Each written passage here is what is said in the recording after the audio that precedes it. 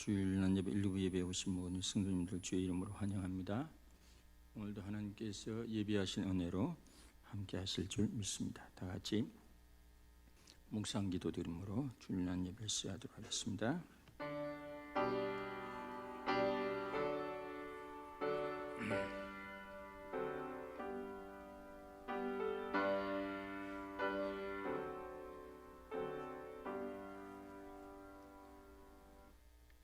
주께서 택하시고 가까이 오게 하사 주의 뜰에 살게 하신 사람은 복이 있나이다. 우리가 주의 집고 주의 성전의 아름다움으로 만족하리이다.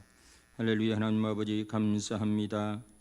주의 피로 값주고 산 우리 성도들이 함께 모여 주의 거룩한 성호를 경배하고 찬양하고자 모였사오니 주의 성령께서 함께 하시고 하나님 아버지께 큰 존귀와 영광의 시간이 되게 하옵시고 우리 마음에 주의 은혜와 진리와 생명으로 가득한 시간 되어지게 주장해 주시옵소서.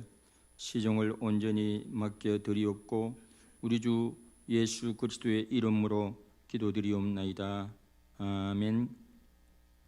다같이 사도신경으로 신앙 고백하도록 하겠습니다. 나는 전능하신 아버지 하나님 천지 창조주를 믿습니다. 나는 그의 유일하신 아들 우리 주 예수 그리스도를 믿습니다. 그는 성령으로 잉태되어 동정녀 마리아에게서 나시고 본조 빌라도에게 고난을 받아 십자가에 못 박혀 죽으시고 장사된 지 사흘 만에 죽은 자 가운데서 다시 살아나셨으며 하늘에 오르시어 전능하신 아버지 하나님 우편에 앉아 계시다가 거기로부터 산자와 죽은 자를 심판하러 오십니다. 나는 성령을 믿으며 거룩한 공교회와 성도의 교제하는 것과 죄를 용서받는 것과 몸의 부활과 영생을 믿습니다. 아멘. 다 같이 경배와 찬양으로 하나님 앞에 나가도록 하겠습니다.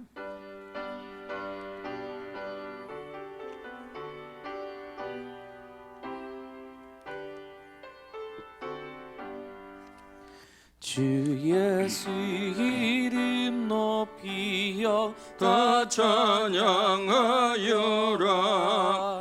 금멸 육안을 들여서 만유의 주 찬양.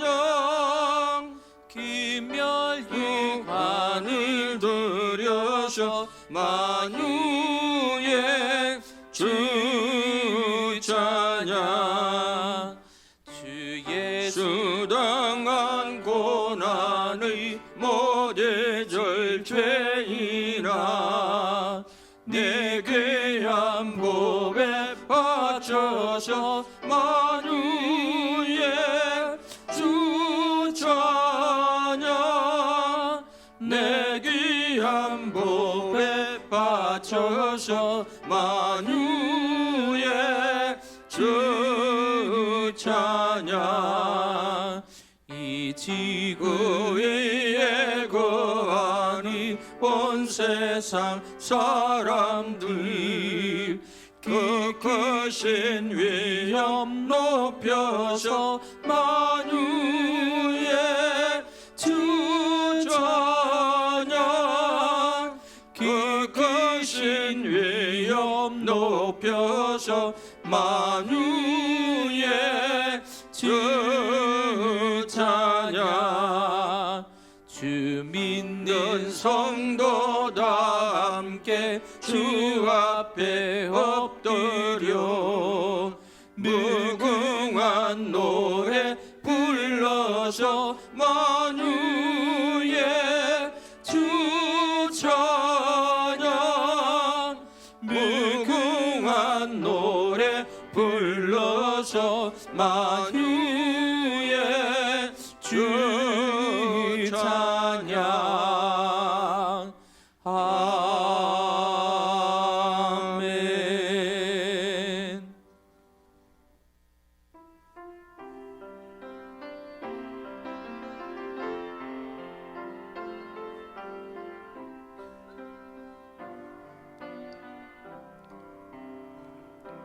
심령이 가난한 가난한 자는 천국이 저희 것이요 애통하는 자는 복인데 위로를 받을 것이요 온유한 자 복이 있나니 땅을 기업으로 받겠네. 이에 줄이고 목마른 자는 저 입에 부를 것이요 긍휼히 여기는 자는 긍휼히 여김 받겠네. 마음이 정결한 자는 하나님을 볼 것이요 화평케 하는 자는 하나님의 아들이라 일컫네.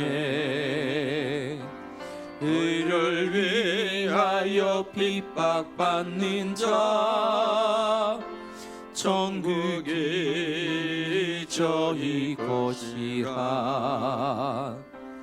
내게도 주소서.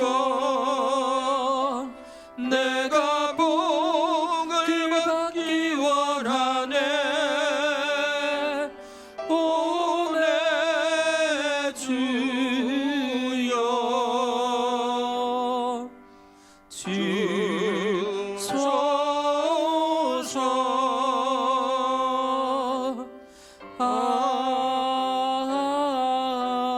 아멘. 기도드리겠습니다.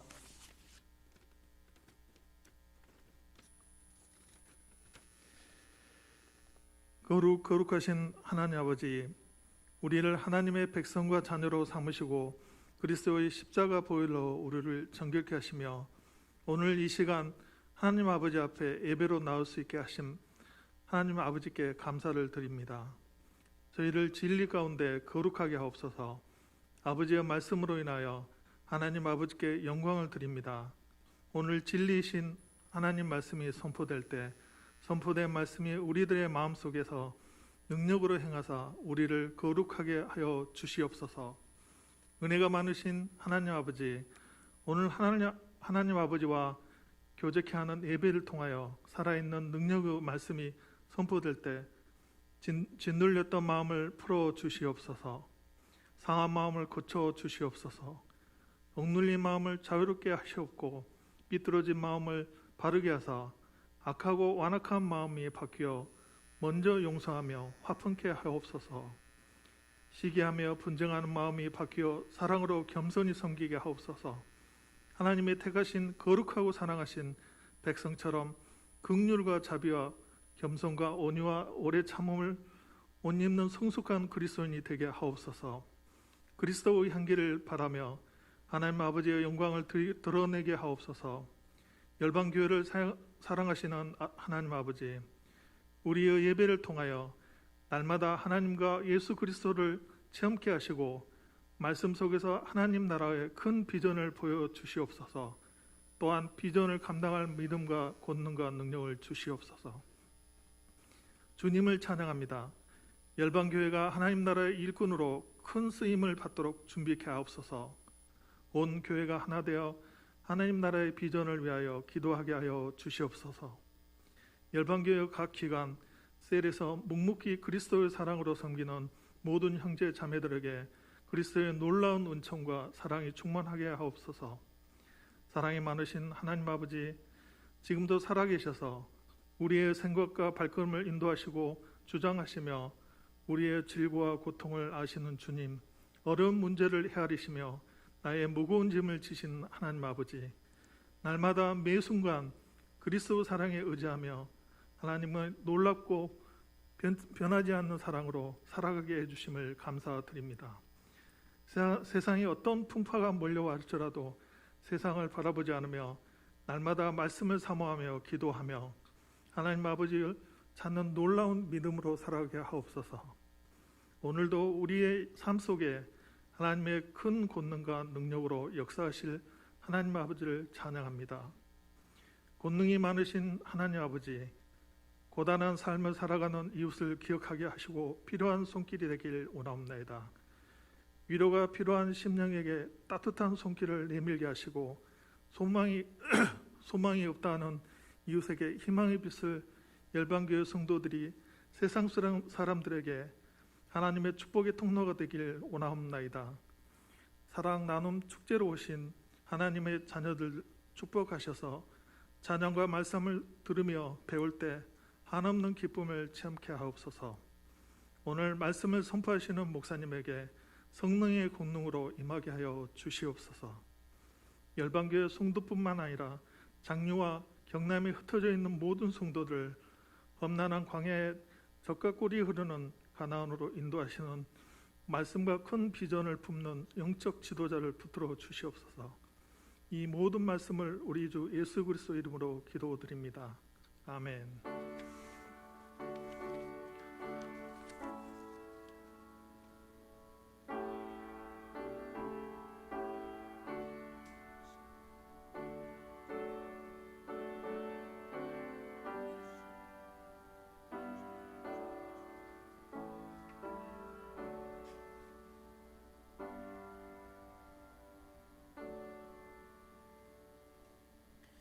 (10월 11일) 주일 교회 소식 알려드리겠습니다.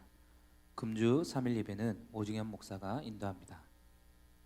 제98회 영성집회가 10월 12일 내일 오후 2시에 본 교회에서 있습니다. 회비는 만원입니다.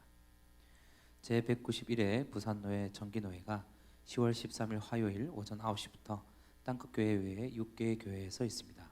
본 교회에서는 이병영 목사님과 윤석인 장로님, 오중현 목사가 총대로 참여합니다. 특별히 이번 가을 노회부터 담임 목사님께서 노회 서기로 1년 동안 섬기게 됩니다. 기도 부탁드립니다. 10월 4일 주간 가정세일 헌금은 4가정이 참여하여 38,000원, 총 누계 14만 4천원입니다. 그동안의 가정세일 헌금을 모아서 이주민들을 위한 구제 헌금으로 사용하였습니다. 담임 목사님께서는 10월 12일에 영성집회, 10월 13일에는 부산노회 정기노회에 참여하십니다. 할렐루야. 하나님 말씀 마태복음 5장 1절 2절. 마태복음 5장 1절 2절. 같이 합독하도록 하겠습니다. 마태복음 5장 1절 2절. 예수께서 무리를 보시고 산에 올라가 앉으시니 제자들이 나온지라 입을 열어 가르쳐 이르시되. 아멘. 할렐루야.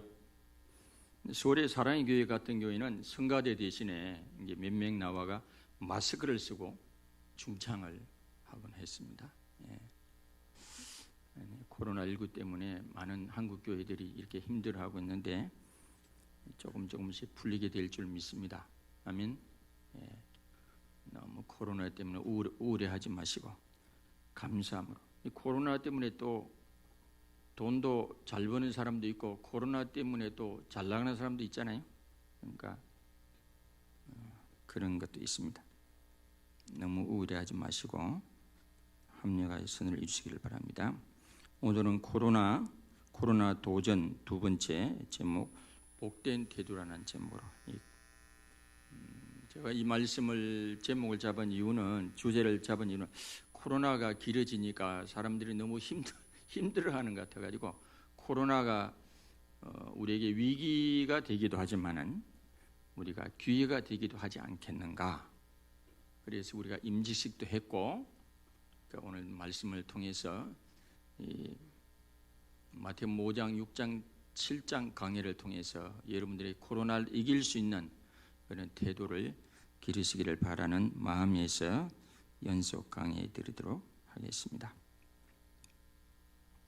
오늘 이 산상수훈 이전에 어떤 말씀이냐면 많은 사람들에게 기적을 행해가 병도 고치고 귀신도 이렇게 내쫓아 보내고 축사 사역을 하니까 수많은 사람들이 예수님에게 몰려들었다 그랬습니다. 몰려드는 모습을 보고 예수님이 산으로 올라가 가지고 제자들이 가까이 왔겠죠. 그들에게 산상수훈의 말씀을 하셨다고 되어 있습니다. 산상수훈이란 산 위에서 하신 말씀이다 그래가지고 산상수훈이고, 또 평지에서 말씀 평지 설교다 그렇게 붙입니다. 예수님이 병든 자들을 고치고 귀신을 쫓아보내고 수많은 사람이 소문을 듣고 예수님께 몰려오는 모습을 보고 그들을 데리고 산으로 올라가셔서 이 교훈을 하신 것 보면 이 산상수훈이 어떤 기초적인 의미가 있냐면, 기독교는 병고침 이상이고 기독교는 귀신을 축사하는 그 이상, 그 이상임을 우리에게 말씀해 주는 것이 바로 산상수훈이다라고 하는 것입니다. 산상수훈의 말씀은 팔복만 있는 게 아니고 정확하게 하면 마태복음 5장 3절부터 마태복음 7장 27절까지가 산상수훈의 말씀임을 아시기를 바랍니다. 산상수훈은 믿는 사람들에게 그리고 믿지 않는 사람들에게 무한한 감동을 주는 말씀이고, 위대한 신학자, 사상가들은 산상수훈을 일컬어 예수 그리스도의 전체 가르침의 정리, 요약이다, 세계 문학의 최고봉이다, 인간 윤리의 최고봉이다, 예수 그리스도의 전생에는 산상수훈의 실현이다, 하나님 나라의 대헌장이다, 이렇게 평한 분들이 많습니다. 어떤 분들은 성경의 그 모든 말씀을 다 없어도 산상수훈만 있으면 된다, 그렇게 극단적인 말을 하신 분도 있습니다. 뿐만 아니라 산상수훈은 힌두교도인 마하트마 간디의 무저항주의, 비폭력주의, 아임사 운동의 사상적 기본 바탕이 되었기도 합니다. 그만큼 이 산상수훈이 유명하다는 거죠. 이 산상수훈의 해석사가 있습니다. 해석사 첫 번째가 뭐냐면 완벽주의적 해석이 있습니다. 사람이 하나님 나라에 들어가려면 산상수훈의 교훈은 문자 그대로 지켜야 한다는 해석이죠. 이거는 톨스토이와 빈디시라는 분이 이런 관점을 가지고 있어요. 이 해석의 약점은 산상수훈이 구약의 율법보다 더 엄격한 율법적 굴레가 될 수 있죠. 그렇잖아요. 나중에 뒤에 보면 여자를 보고 음흉을 품어도 죄를 범했다 그러고 간음했다 그러고, 형제를 보면 미워하는 마음만 해도 살인했다 그러니까, 그러면 그 앞에 쓸 자가 아무도 없게 됩니다. 두 번째는 잠정적 윤리 해석이죠. 산상수훈이 너무나 엄격한 윤리성을 볼 때 산상수훈은 보편타당한 윤리가 아니라 종말을 눈앞에 둔 비상사태에 적용되는 중간윤리라는 해석이죠. 이런 해석자는 바이스와 슈바이처라는 박사부입니다. 이 해석의 약점은 하나님을 만난 사람들은 그 어떤 시대나 산상수훈대로 살았다는 사실을 간과한 것입니다. 그렇죠? 우리 초대교회의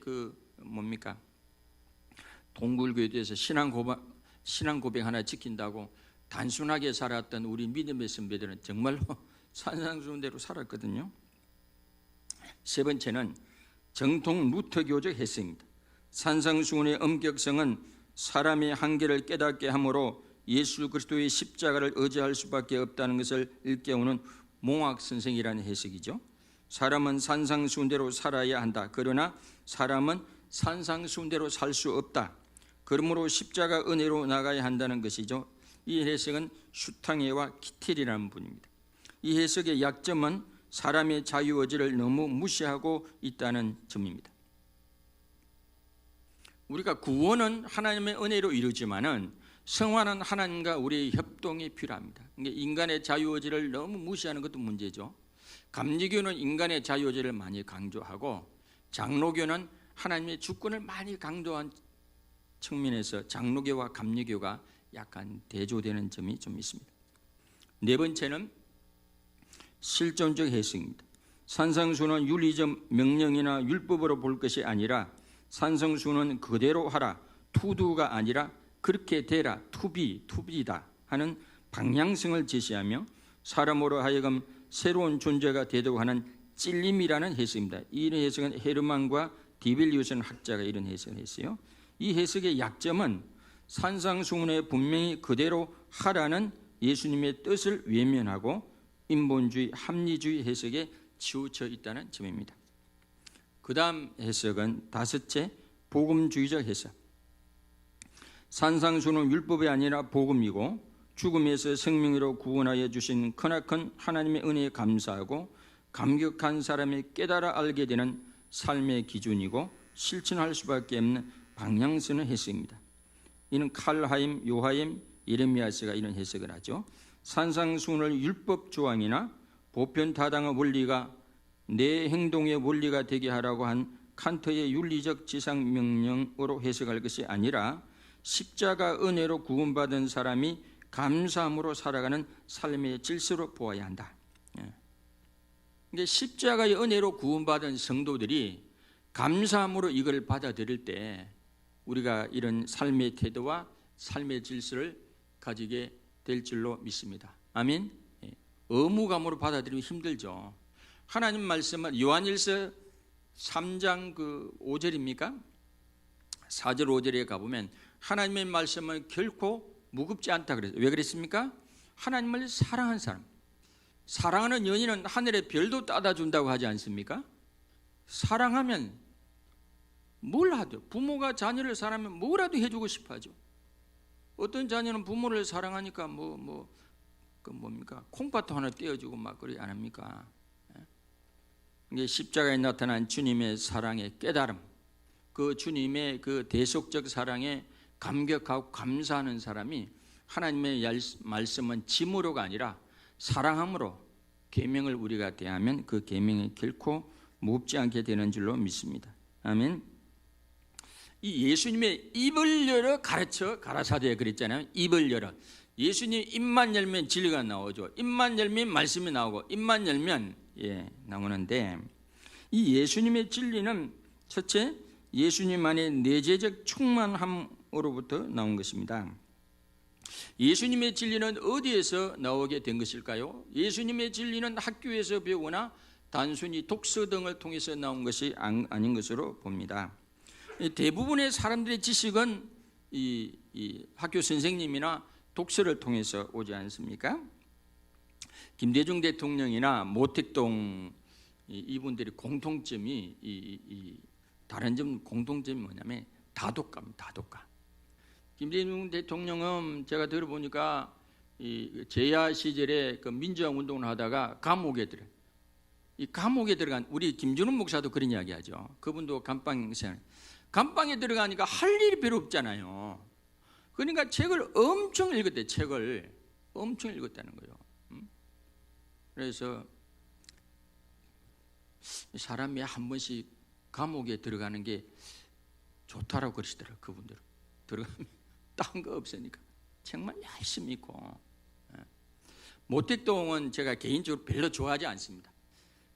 공산주의 혁명을 일으키면서 수천만을 죽고 1억 가까이 전쟁도 없이 자국 국민을 죽인 사람이니까 별로 좋아하지 않는데 한 가지 그분의 특징은 뭐냐면 이분도 다독가예요.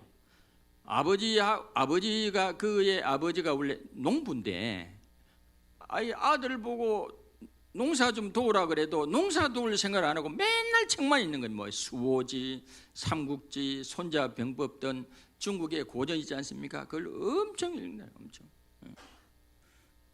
이 가방 끈으로 보면 장제서 총통이 났지만은 책을 너무 많이 읽고 그리고 명문장은 베껴 쓰고 그걸 또 막 반복하고 이래가지고 그분은 단문 연설로 유명합니다. 모택동이 이게 연설로서 사람을 휘어잡잖아요. 그러니까 선동이 가능하죠. 혁명가들은 대부분 독서가들이에요. 혁명가들. 여러분을 보고 혁명가를 데려가고 독서하라는 게 아니라 어쨌든 독서를 빌 게이츠 유명한 경제인들도 책을 옆에 끼고 삽니다. 우야동동 독서를 좀 많이 하세요. 무슨 책을 읽고 모르면 저한테 좀 오세요. 목사님 저는 책 살 돈이 없습니다. 그럼 제 5층에 빌려줄 테니까 빌려가세요.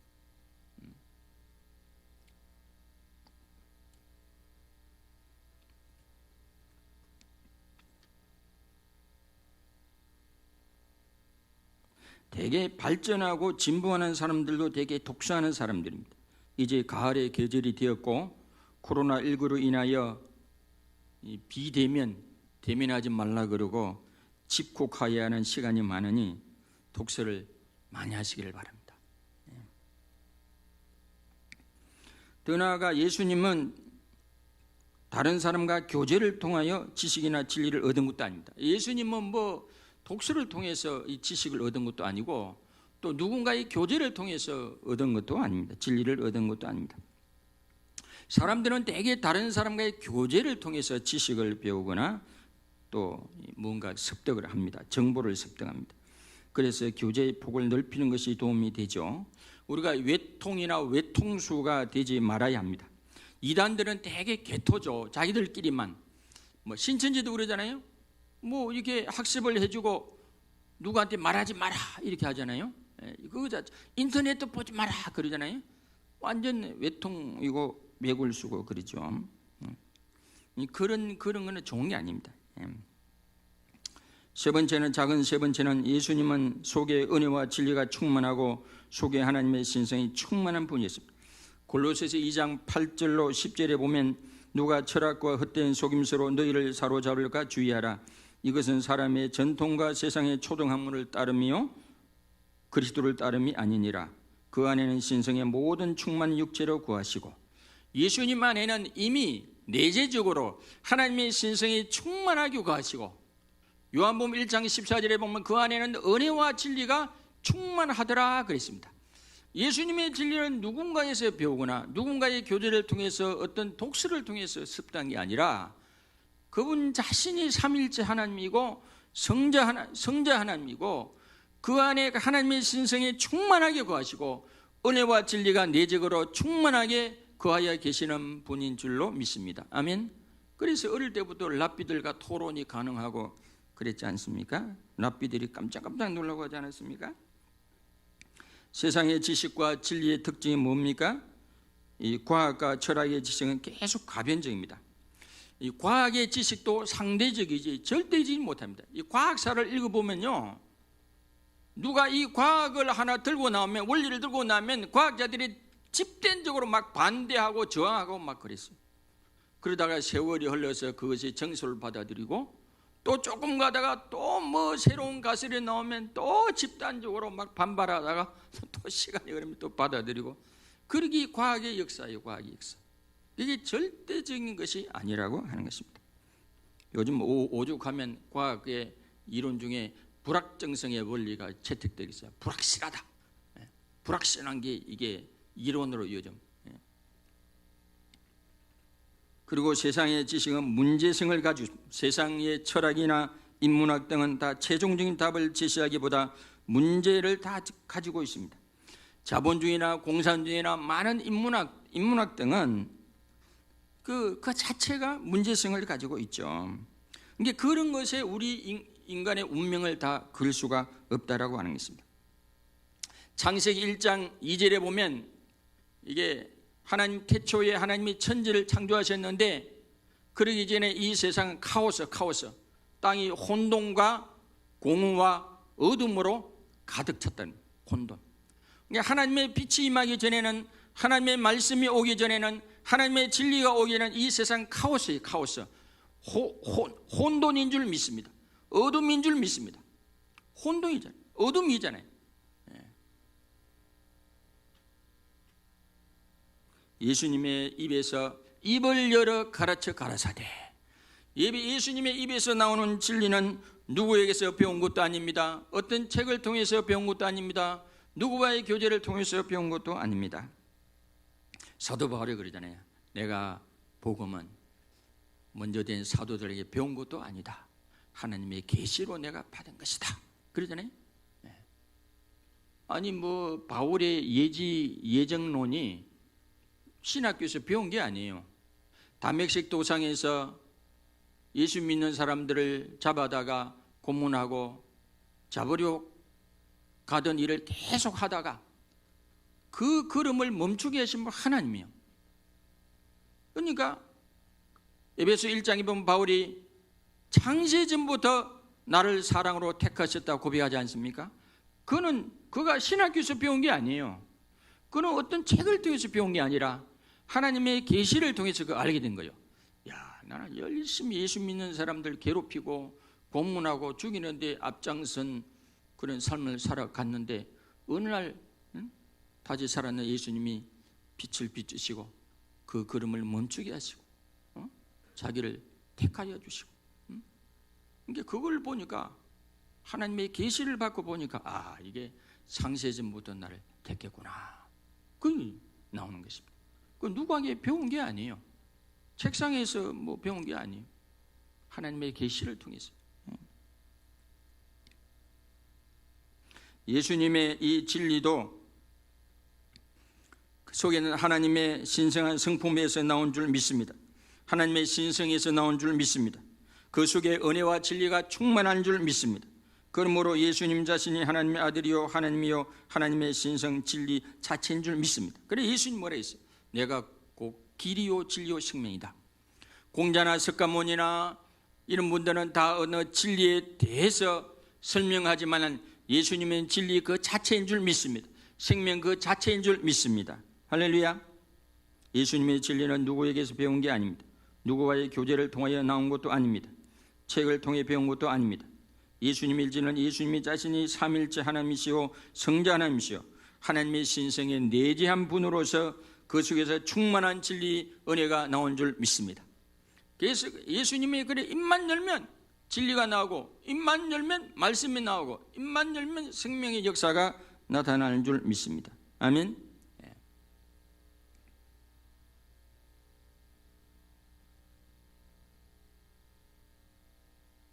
저희 집 사람도 식사할 때 제일 좋아하는 시간이 성경 말씀을 하고 나눈 거예요. 우리가 보통 보면 대화할 때 뭐 남 험담하고 입만 열면 막 그러잖아요. 그리보다 성경 말씀만 나누고 오늘도 설교 말씀만 나누고 하나님 하셨던 일을 나누고 그러면 더 은혜로운 입이 될 줄 믿습니다. 아멘. 일부 예배 오신 분들은 다 입이 다 은혜로운 입인 줄 믿습니다. 아멘. 예수님의 진리는 두 번째, 예수님의 진리는 궁극적 지복 행복한 사람이 되게 하는 진리입니다. 예수님의 복은 예수님 말씀만 복은 마카리오스는 막연한 기대 소망적 복을 말하는 게 아니죠. 사람들이 막연한 복을 기대하고 그 기대감을 인내하며 살아가도록 합니다. 그러나 예수님이 말한 복은 단순한 추상적인 복을 말하는 게 아니죠. 더 나아가 예수님의 복은 이미 계획적이고 섭리적이고 디자인된 복입니다.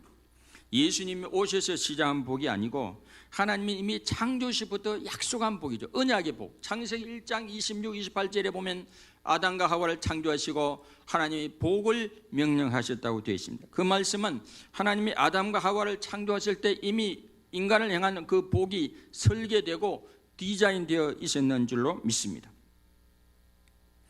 아담이 하나님 말씀에 불순종함으로 그것이 잠시 이게 가로막힌 것처럼 보이지만은 노아 홍수 뒤에도 똑같은 말씀. 창세기 9장 1절에 보면 하나님이 노아와 그 아들에게 복을 주시며 그들에게 이르시되 생육하고 번성하고 땅에 충만하라. 그 홍수 심판 뒤에도 하나님이 노아에게 복을 약속하셨습니다. 복을 주시며. 그러니까 하나님의 복은 포기된 적이 없는 줄 믿습니다. 하나님이 예비하신 복, 하나님이 디자인하신 복은 이게 끝난 것이 아닙니다. 포기된 게 아닙니다. 지속적으로 흐르고 있는 줄로 믿습니다. 이 예수님의 이 팔복은 종말론 주고 하나님 나라 천국의 복과 연결되어 있습니다. 요한계시록 21장에 보면 나중에 이런 말씀이 나오죠. 내가 새 하늘과 새 땅을 보니 처음 하늘과 처음 땅이 없어졌고 나중에 보면 모든 눈물을 그 눈에 닦아주시고 다시는 사망이 없고 애통하는 것이나 곡하는 것이나 아픈 것이 다시 있지 아니하리니 처음 것들이 다 지나갔습니다. 보좌에 앉으신 이가 이르시되 보라 내가 만물을 새롭게 하노라 그랬습니다. 이 종말론적인 복과 또한 연결되어 있는 것이 팔복입니다. 그러니까 예수님의 이 복은 처음에 계획하시고 끝나는 게 아니라 이 종말로 이 복까지 연결되어 있는 줄로 믿습니다. 알파 오메가에서 하나님께서 복을 제정하시고 복을 계하시고 복을 이루어 가시는 분인 줄로 믿습니다. 빌립보서 1장 6절에 보면 우리 안에서 선한 일을 시작하신 이가 끝까지 이루어 가실 줄로도 믿습니다. 할렐루야. 그래서 예수님이 제시하신 복은 예수님이 행할 수도 있고 또 줄 수도 있는 복이라고 하는 것입니다. 예수님은 이론만 말씀하시는 분이 아니에요. 예수님은 이 땅에 와서 모든 고난을 채찍질 당하시고 조롱도 받으시고 이해받지 못하시고 십자가의 죽음도 당하시고 모든 인간의 고통을 몸소 겪으신 분입니다. 예수님은 또 온갖 질병과 온갖 귀신을 또 축사하셨습니다. 온갖 치유의 능력을 행하십니다. 예수님은 물을 포도주로 오병이로 5,000을 먹여도 남는 그런 기적의 능력을 행했습니다. 무엇보다도 예수님이 십자가에 죽으시고 3일 만에 다시 살아나셨습니다. 부활의 보증으로 성령도 보내주시고 부활의 소망을 가지게 하셨습니다. 그래서 예수님이 제시한 복은 일시적인 복이 아니라 잠시 있다가 곧 없어질 복이 아니라 존재적으로 행복한 사람, 복된 사람, 그런 복된 존재가 복된 존재로 이끄는 복인 줄로 믿습니다. 그리고 우리가 산상순을 보면 천국이 그들의 것이며 그건 일시적인 게 아니잖아요. 그들이 땅을 기업으로 받을 것이요, 그들이 하나님을 볼 것이요, 그들이 하나님의 아들이라 일컬음을 받을 것이요, 천국이 그들의 것임이라. 그들이 위로를 받을 것이라. 이는 잠시 있다가 없어질 복이 아니라 항구적 복인 줄 믿습니다. 그런 복을 지금 예수님이 말씀하고 있습니다. 그리스도인들은 그리스도 안에서 행복한 사람들입니다. 예수님을 믿어서 죄사함 받은 용서함 받은 의인이기 때문입니다. 구원받은 사람들이기 때문에 하나님의 자녀 가족이 되었기 때문에 그랬습니다. 천국 백성이 되었기 때문에 그랬습니다. 더하여서 현세적으로 진리가 되시는 예수님의 생명 진리를 받았고 진리성 그분을부터 배우고 가르침을 받았기 때문에 그랬습니다. 예수님의 진리는 세 번째, 세상에서 복된 태도를 실행할 때 그 열매인 복을 얻고 누릴 수 있습니다. 예수님이 복을 약속하셨는데 예수님 말씀하신 복을 얻는 길은 여기 보면 심령이 가난한 자는 애통하는 자에게, 의에 주려고 목마른 자에게, 화평하게 하는 자에게, 의를 위하여 박해를 받은 자에게, 나로 말미암아 너희를 욕하고 박해받고 거짓으로 너희를 거슬러 모든 악한 말을 할 때, 이렇게 말씀하고 그들에게 이 복이 약속되어 있습니다. 그러면 예수님 말씀하신 이 복을, 행복을 얻는 길은 믿습니다 하고 가만히 믿는다 그러고 말만 하고 가만히 있으면 되는 게 아니에요. 더 나아가 그리스도인들에게 자동 발사적으로 주어지는 복도 아니고 예수님이 말씀하신 복된 존재는 심령의 자세, 우리의 태도, 마음의 태도와 관련이 있습니다. 예수님 말씀하신 복된 존재는 산상수훈적 가치관을 가지고 살아갈 때 복된 존재가 될 수 있습니다. 원문에는 보면 왜냐하면 뭐뭐 때문이다 이렇게 나와 있어요. 그러니까 8가지는 복된 이유를 말하는 동시에 그런 태도 자체가 복되다. 그런 태도 자체가 화평케 하는 것은 그 자체가 복되고, 온유한 그 자체가 복되고, 의에 주리고 의로운 삶을 살아가는 그 자체가 복이고 그런 거예요. 그 결과가 또 이렇게 복을 또 약속하고 계시고, 그렇잖아요. 긍휼히 여기는 것 그 자체가 복되대. 남을 불쌍히 여길 줄 알고 의롭게 살아갈 줄도 알고, 그 자체가 복되고, 그 복된 태도가 복된 자가 되게 한다, 그런 말씀이죠. 그런 의미에서 우리들의 마음먹기, 태도, 가치관이 매우 중요합니다. 시편 1편 1절에 6절도 그렇잖아요. 복 있는 사람은 악인들의 꾀를 따르지 아니하고 죄인들의 길에 서지 아니하고 오만한 자들의 자리에 앉지 아니하고,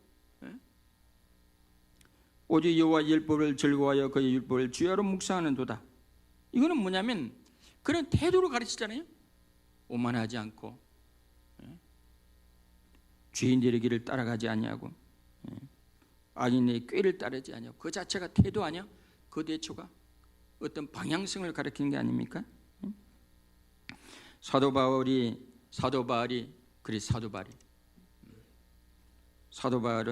예수님 믿고 나서 완전히 세상적인 가치관을 버리고 하나님 나라 가치관, 성경적인 가치관을 받아들이는 사람 아닙니까? 그러고 나서 그 뭐라고 당당하게 고백합니까? 고린도후서 6장 9절로 10절에 보면 무명한 자 같으나 유명한 자요, 죽은 자 같으나 보라 우리가 살아있고, 징계를 받는 자 같으나 죽임을 당하지 않냐고, 근심하는 자 같으나 항상 기뻐하고, 가난한 자 같으나 많은 사람 부유하게 하고, 아무것도 없는 자 같으나 모든 가진 자. 이게 도사 아닌 도사예요. 도사 아닌 도사. 영성의 8단계 이야기했잖아요. 맨 처음에 이 점의 단계는 뭐라 그랬어요? 점의 단계는 꿈도 없고 희망도 없고, 이게 어디입니까? 마치 요양병원에 누워 있는 어른들처럼. 그거는 사는 게 아니고 그냥 연명하는 거죠. 그게 이제 영성의 첫 단계, 점의 단계. 움직임도 꿈도 없고 의욕도 없고 영성의 첫 단계고, 두 번째가 뭐냐면 선의 단계. 뭘 향해서 열심히 달려가. 돈 벌기 위해서 열심히, 뭐 권력을 위해서 열심히 이 직선 달려가는 게 영성의 2단계. 3단계는 면의 단계. 이게 열심히 달려가서 얻은 거를 왁구를 딱 세워가지고 딱 그걸 딱 자기 소유로 하고 기득권을 하고 딱 그걸 쥐고 있는 단계가 3단계. 4단계가 뭐냐면 깨닫습니다. 아, 이게 아닌가 봐요. 이게 인생의 전부가 아닌가 봐요. 내가 열심히 뭘 돈을, 명예를, 권력을, 부를 얻으려고 그렇게 평생을 바쳤는데 깨달음이 옵니다. 아, 이게 전부가 아닌가 봐요. 그게 4단계. 5단계는 뭐냐? 그럼 어떻게 할 거냐? 하나님의 말씀, 하나님의 진리를 보여잡고 살아가는 단계가 5단계. 아브라함이 하나님 말씀을 쫓아드는 그때가 5단계, 영성의 5단계. 6단계가 뭐예요? 6단계는 이제는 그가 이제 6단계인가 7단계가 이제 그 뭐냐면 이제 영적인 그게 6단계가 거기 도사가 됩니다. 도사. 바울이 로마의 제수의 몸이지만은 비록 제수로 가택연금이 되어 있지만 가택연금이 되어 있는데도 시간과 공간에 묶여 있는데도 사람들이 때를 지어 몰려오잖아요. 상담받으러. 자기는 가만히 있는데 이게 제수의 몸인데도 사람들이 수많이 몰려듭니다. 상담받으러. 그 도사. 말씀이 단계가 말씀과 기도가 종합적으로 영성이 잘 버무려져 가지고 영적인 도사가 돼요. 바울이 영적인 도사가 되니까 수많은 사람들이 자석에 쇠붙이가 끌려서 옵니다. 그게 6단계고 7단계는 천국 단계고.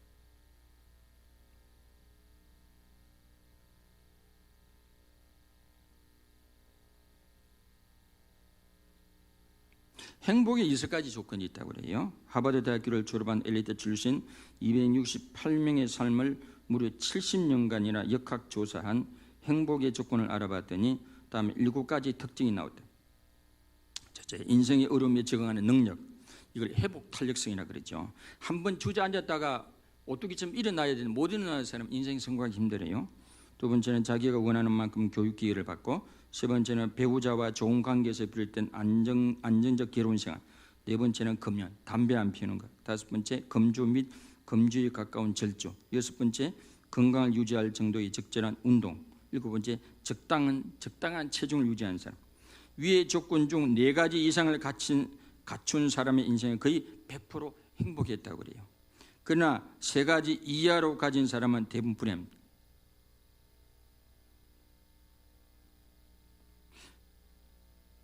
태도와 축복, 태도와 행복은 관련이 있는데, 웬디스 햄버거를 세운 데이브 토마스라는 사람은 사생아로 태어나 입양되었습니다. 5살 때 양어머니가 돌아가셨고, 입양되어 갔는데도 양어머니가 또 별세했어요.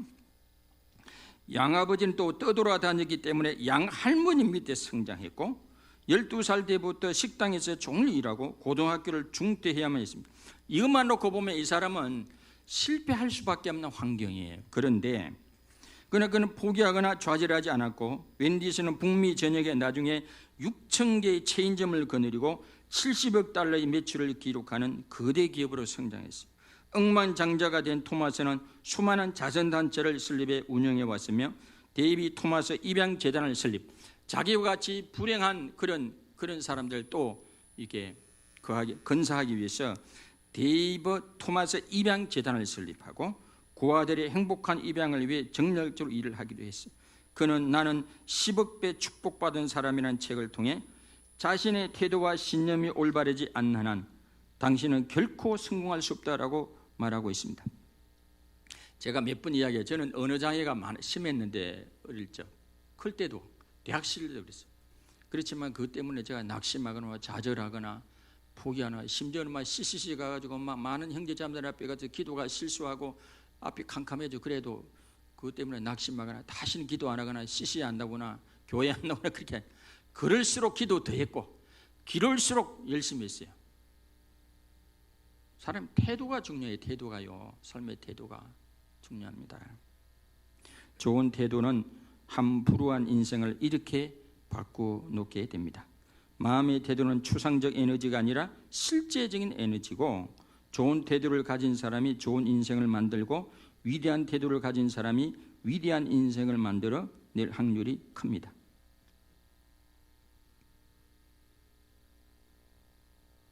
우리 형님이 일부 예배에 없어서 하는 이야기입니다. 한 번은 우리 이제 변우창 집사님하고 점심 식사를 하는데 뭐라고 했냐면 제가 우리 이병열 집사님 대단합니다. 항상 뭐 새로운 걸 생각하고 머물러 있으면 안 된다 그러고 항상 뭐 배우려고 그러고 항상 뭐 이렇게 새롭게 하려고 그러고 이번에도 보면 기업 부설 연구소를 세웠더라고요.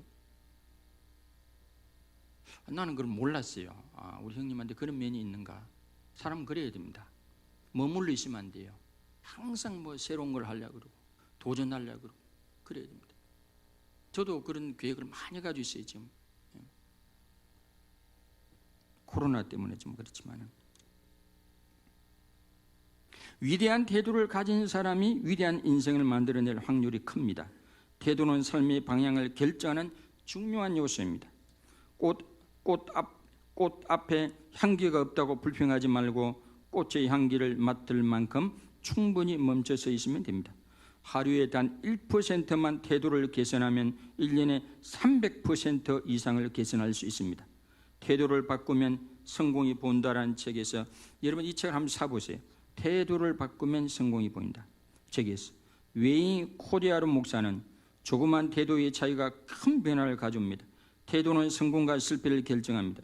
누군가 사람들 간의 차이는 아주 작지만 그 작은 차이가 실상은 아주 거대하다고 말하고 있습니다. 예수님의 가장 유명한 설교를 할 수 있는 산상수는 우리의 태도에 관해 말씀하고 있습니다. 그는 말하기를 너희의 태도, attitude, 너희 태도가 너희 무엇이 될지 to be. 그러니까 attitude가 be, 그 존재를 결정한 말이에요. 너희가 어떤 태도를 가지고 살아가는지가 너희 앞으로의 존재를 결정한다. 그래서 이 산상수는 be attitude라고 하는 것입니다. be attitude. 마태복음 7장 이 산상수 끝무리에 가면 예수님이 뭐라 하냐면 이 산에 산 이 교훈의 말씀을 듣고 지키는 자는 복이 있고 지키지 않는 자는 이게 모래 위에 지은 집과 같다. 사상 누가가 같다. 이 말씀을 듣고 지키는 자는 반석 위에 지은 집과 같고 단단한 인생, 튼튼한 인생이 되고 이 산 위에서 하는 말씀을 헛듣고 그냥 실천하지 않는 사람은 모래 위에 지은 집, 그런 인생이 되고 만다라고.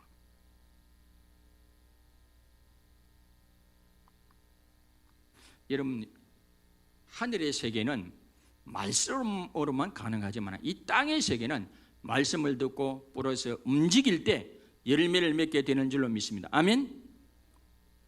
야구하려면 야구장에 가야 되고, 축구하려면 축구 열심히 다리 움직이면 다리가 튼튼해지고, 테니스 하는 사람 열심히 하면 이게 손이 막 굵어지듯이 뭐 하려면 움직여야 돼요. 그럼 이 땅에서 우리가 하나님의 말씀을 듣기만 하면 안 되고 하나님 말씀을 알고 움직일 때, 실천할 때 열매를 맺게 되는 줄 믿습니다. 창조의 역사가 나타날 줄 믿습니다. 복된 존재가 되는 줄 믿습니다. 제가 가끔 우리 주변에 작은 교회 목사님이라 그런 게 아니라 그 태도가 맨날 입만 열매 불평하고 막 그런 분들이 있어. 내가 겉으로 말하면 속으로는 참 안 됐다. 저러니 저렇게 인생이 풀리겠는가. 입만 열면 불만하고 막 공격하고 그래. 그러면 아예 내가 상대를 안 합니다. 상대를. 이 부정적인 사람은 아예 상대를 안 해야 돼. 그 오염 될 수 있어서도 그렇거니와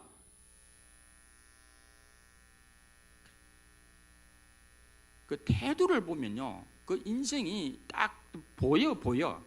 저 인생이 앞으로 어떻게 될지. 오늘 설교 제목이 복된 태도요. 여러분, 저와 여러분 모두가 산상수훈 같은 이 복된 태도를 가지고 복되게 살아가는 저와 여러분들이 다 되시기를 주님의 이름으로 축원합니다. 찬송 부르고 기도하도록 하겠습니다. 463장.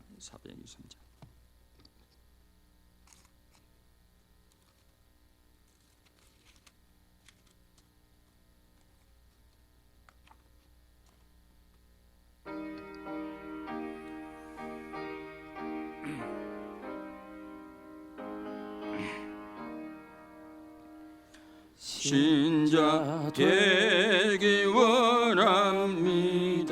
진심으로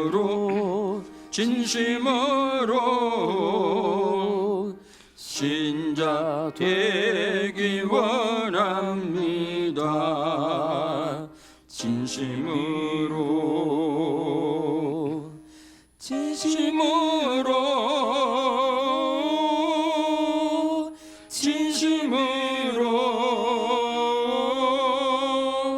신자 되기 원합니다. 진심으로 사랑하기 원합니다. 진심으로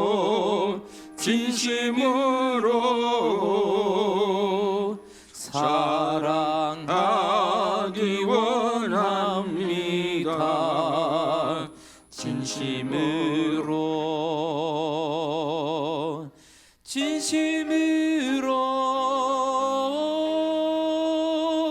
진심으로 사랑하기 원합니다. 진심으로 거룩하기 원합니다. 진심으로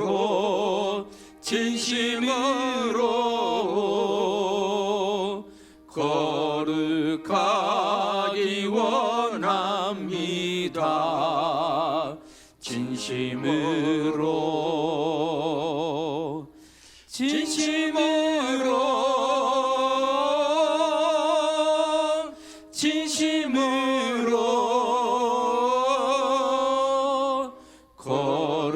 거룩하기 원합니다.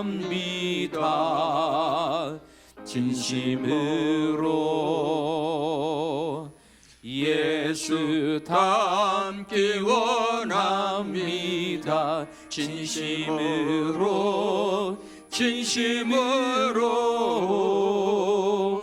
예수 닮기 원합니다. 진심으로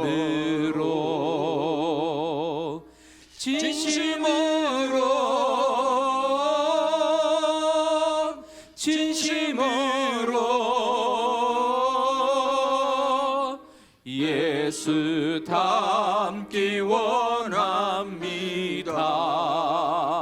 진심으로 아멘. 이 시간 우리가 말씀 붙들고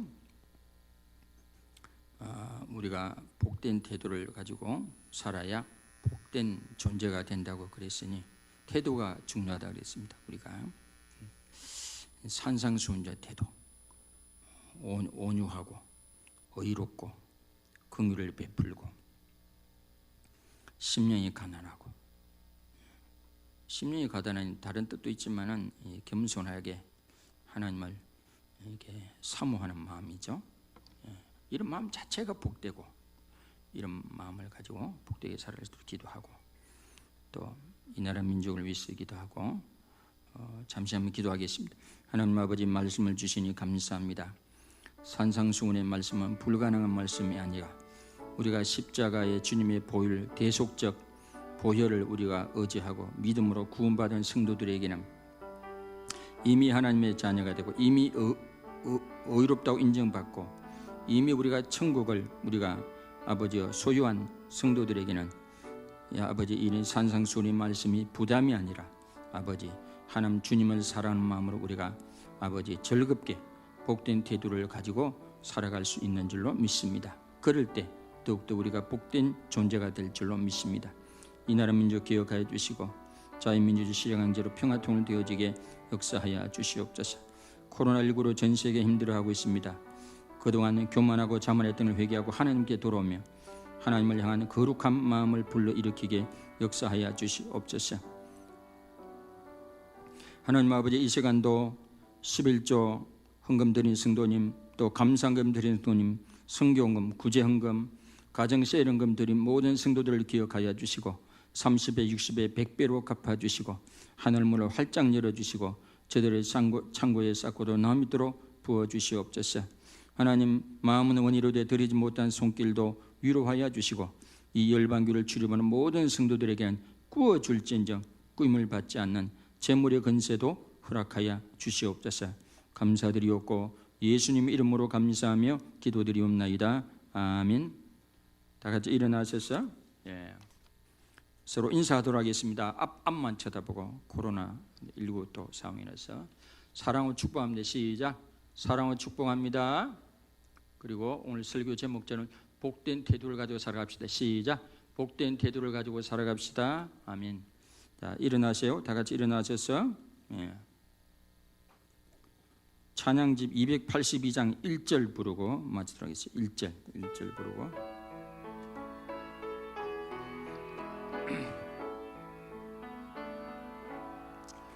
나의 모든 행실을 주여 계용마시고 바른 길로 인도하소서.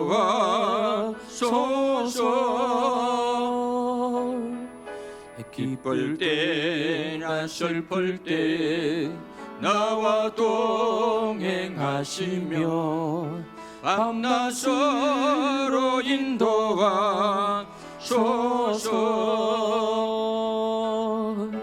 내 모든 형편을 다 기억하시고 늘 나와 동행하옵소서.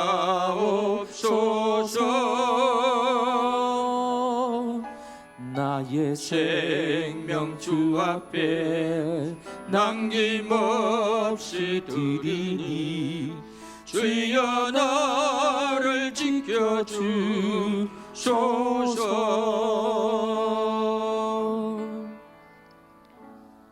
지금은 우리를 죄와 저주에서 건지시기 위해서 십자가에서 피 흘려주신 우리 주 예수 그리스도의 크신 은혜와 하나님 아버지의 무한하신 사랑하심과 성령님의 감화감동 교통 역사 인도하신 은혜가 오늘 일부 예배드린 모든 성도님들의 가정과 직장과 사업장 일터 위에 장로지역과 대한민국과 모든 선교사님들 위해 코로나 일전에서 힘겹게 싸우는 봉사하는 의료진들 위해 자유를 갈망하며 그날을 기다리는 우리 북녘의 동포들 머리머리 위에 지금으로부터 영원토록 함께 하시기를 간절히 축원하옵나이다. 아멘.